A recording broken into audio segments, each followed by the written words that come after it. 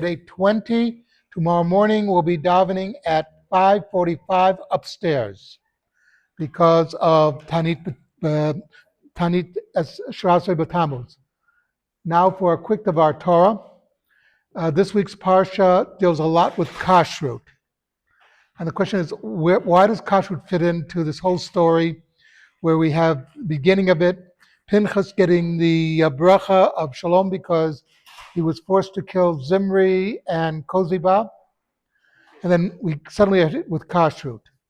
And it's actually pointing to a human condition. Why did Zimri think he could get away with what he did? I mean, stop and think about it. He publicly violated almost every norm that the Torah holds.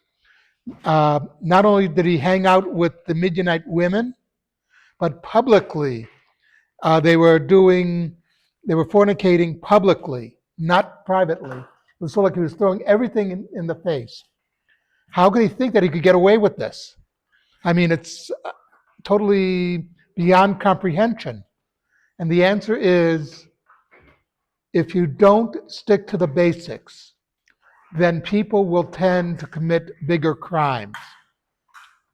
I don't know how many of you remember that when Giuliani became mayor and he immediately put into force that they would arrest the turnstile jumpers. The turnstile jumpers especially. And people said, oh, you're concentrating on some minor detail. We have major crimes going on. You know what they discovered when they arrested the turnstile jumpers? They were guilty of other crimes. In other words, once they put their fingerprints in the system, they discovered that they were guilty of other things as well. Attempted, not the least of which included murder and other things. So by simply enforcing the minor laws, and these were laws on the books, there were no new laws made, they caught real criminals.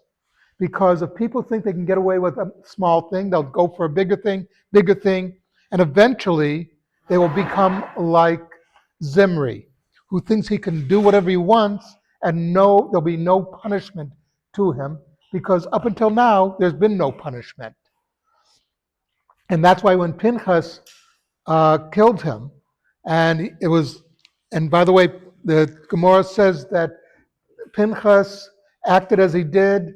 It was an emergency. There'll never be another situation like this. Usually have to go through Beit Din. He didn't, but he realized there was a clear and present danger to the Jewish people.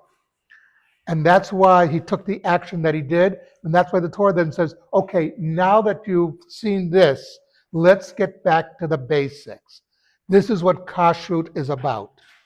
It's not just about what we eat. It's how we behave. Let's get back to the basics. As we know, tomorrow is Shirasei B'Tammuz, where one of the worst disasters of the Jewish people is coming up because we lost sight of the basics. Something to think about, Kaddish Rabbanim.